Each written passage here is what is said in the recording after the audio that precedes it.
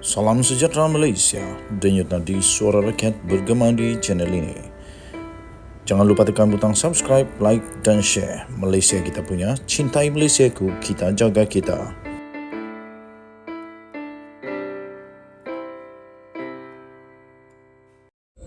Wow. Ini memang mengejutkan. Ini memang sangat-sangat mengejutkan. Tiba-tiba ada skandal SEX, SECAS, dakwaan. Tiba-tiba ada skandal itu kononnya terlibat Exco Melaka. Ini betul kerja siapa lah ini membuat fitnah begini. Kerana ini disangkal oleh Ketua Menteri Melaka. Ketua Menteri Melaka menyangkal perkara itu dan menganggap itu sebagai fitnah. Persoalannya ini kerja siapa nih menyebar fitnah ini? Siapalah yang suka sangat buat fitnah ini? Tak takutkah hukuman nanti dengan Tuhan? Tak takutkah masuk neraka, dibakar panas di neraka kerana fitnah? Fitnah itu lebih besar hukuman dosanya. Lebih besar dosanya dari membunuh tahu. Jadi kenapa mau sebar fitnah ini? Ketua Menteri menganggap itu fitnah. Dakwaan skandal seks Exco Melaka, saya anggap ini fitnah. Itu kata Ketua Menteri Melaka yang baru. Ketua Menteri Melaka, Datuk Seri Abdul Rauf Yusof, menganggap kontroversi seorang ahli Majlis Mesyuarat Kerajaan Negeri Exco yang didakwa telah terbabit dalam satu skandal seks dengan seorang wanita sebagai fitnah dan boleh berlaku kepada sesiapa saja. Siapa yang sebar fitnah ini? Pergi cari dia. Beliau berkata dalam dunia cyber dan serba moden ini, katanya pelbagai bentuk fitnah mudah disebarkan oleh pihak tidak bertanggungjawab di media sosial. Katanya, saya anggap itu sebagai fitnah.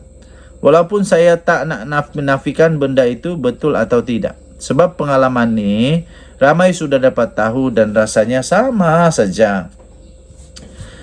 Dan katanya ini satu mainan musuh politik. Siapa musuh politik tu ah? Jadi saya pun tahu dan lihat ini adalah permainan musuh-musuh politik. Katanya pada satu sidang media selepas beliau membuat lawatan ke lokasi kematian ribuan ikan di Sungai Melaka di Melaka hari ini.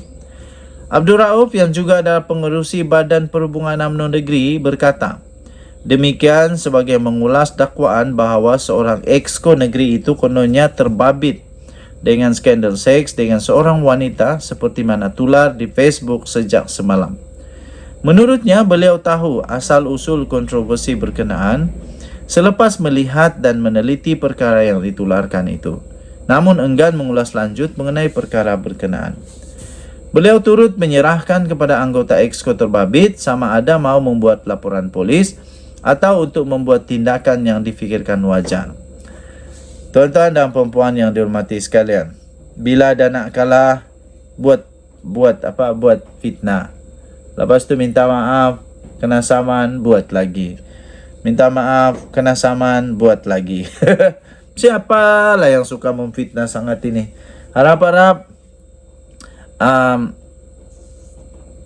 berhentilah membuat fitnah, tak baik. Kalau nak berpolitik, politik sajalah. Tak payah nak buat fitnah. Tak berbaloi hanya untuk menang politik masuk neraka. Tak berbaloi lah. Pada pendapat saya langsung tidak berbaloi.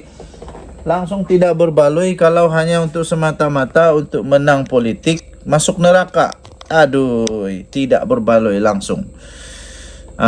Lebih baik saya kalah masuk surga daripada menang masuk neraka. Okey. Denyut nadi suara rakyat bergema di channel ini. Bye-bye. Salam sejahtera Malaysia. Denyut nadi suara rakyat bergema di channel ini. Berita paling buruk untuk Hadi Awang. Berita paling buruk untuk Hadi Awang atau siapa saja yang cuba untuk ada usahakah, komplotkah untuk jatuhkan kerajaan perpaduan ini.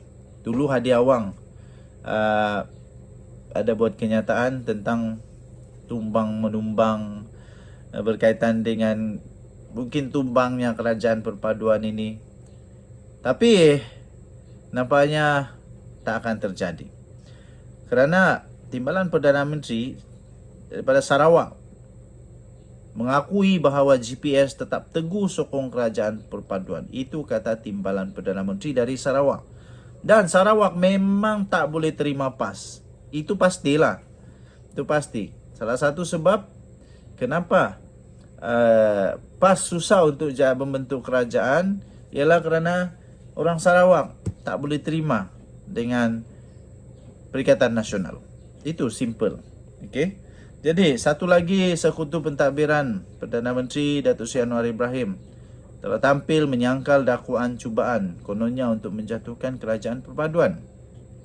Kali ini giliran gabungan Parti Sarawak GPS pula berbuat demikian dengan Ketua Whip Parlimen gabungan itu, iaitu GPS, iaitu Timbalan Perdana Menteri Fadila Yusof yang juga adalah Timbalan Perdana Menteri, berkata mereka tegas tetap berdiri teguh dan menyokong segala usaha kerajaan perpaduan untuk memulihkan ekonomi negara.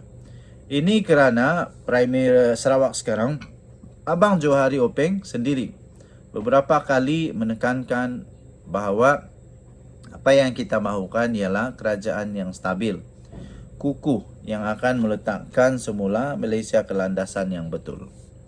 Lebih-lebih lagi katanya, lebih-lebih lagi dalam memulihkan ekonomi negara serta memberi tumpuan kepada kesejahteraan rakyat dan sudah tentu kekayaan negara. Hanya selepas itu saja Malaysia akan kembali kepada landasan yang betul. Tambahnya lagi, jika kita terus berpolitik, kita akan ketinggalan jauh dari rantau ASEAN. Katanya seperti dipetik oleh utusan Malaysia. Ditanya jika ada sebarang pergerakan atau usaha pada ketika ini untuk menggulingkan Anwar, Fadila berkata, dia tidak mahu mengulas mengenainya. Katanya, saya tidak tahu sama ada terdapat sebarang pergerakan atau tidak pada masa ini. Sebab itu saya tidak mahu mengulas sesuatu yang tidak boleh dipercayai. Kenapa saya perlu mengulas sesuatu yang tidak boleh dipercayai? Katanya. Pada Isnin yang lalu, Presiden MCA sendiri iaitu Wee Ka Siong turut juga menafikan dakwaan bahawa ahli Parlimen BN bekerjasama dengan PN untuk merancang komplot baru untuk menggulingkan pentadbiran Anwar. Wee yang juga ahli Parlimen Air Hitam berkata, MCA tidak terbabit dalam sebarang percubaan menumbangkan pentadbiran negara hari ini dan menyifatkan laporan itu sebagai mengarut dan tidak berasas. Sebelum ini, sebuah portal tiba-tiba kononnya mendakwa terdapat kabar angin mengenai percubaan PN untuk meyakinkan beberapa ahli Parlimen BN supaya meletak jawatan bagi membentuk laluan kepada pilihan raya kecil PRK. Menurut laporan itu lagi, sekiranya ahli Parlimen BN terbabit menang, mereka akan dapat membentuk kerajaan baru dengan bantuan ahli Parlimen dari Sabah dan Sarawak. Ini paling lucu saya rasa. Dengan bantuan daripada ahli Parlimen Sabah dan Sarawak, tak akan terjadi. Ahli Parlimen Sarawak tak akan terima. Seterusnya, kata laporan itu lagi, dengan pembentukan kerajaan baru, maka pengerusi PN Muhyiddin Yassin akan menjadi Perdana Menteri sekali lagi. Laporan itu juga mendakwa bahawa perancang menjangkakan Dr. Mahathir Mohamad dan bekas Menteri Kewangan Daim Zainuddin akan membiayai plot tersebut kerana akaun bank bersatu sudah dibekukan. Laporan portal berkenaan juga disangkal oleh Timbalan Presiden Bersatu Ahmad Faisal Asum. Ahmad Faisal memberitahu Malaysia kini bahawa tiada perbincangan dengan Dalam Bersatu dan PN untuk menggulingkan Perdana Menteri seperti yang dilaporkan. PN katanya memberi tumpuan kepada pilihan raya 6 negeri yang akan datang, khususnya negeri yang ditabir oleh Pakatan Harapan. Anwar kini mendapat sokongan daripada 148 ahli Dewan Rakyat, manakala PN mempunyai baki 74 ahli Parlimen. Bagi menjatuhkan Anwar, PN perlu mendapat sokongan setiap ahli Parlimen GPS, Gabungan Rakyat Sabah, Warisan, Parti Bangsa Malaysia, Parti Kesejahteraan Demokratik Masyarakat Muda Bebas dan sekurang-kurangnya 3 lagi ahli Parlimen yang kini bersama dengan PN. Misi mustahil? Sangat mustahil lah. Tak akan terjadi. Bye-bye.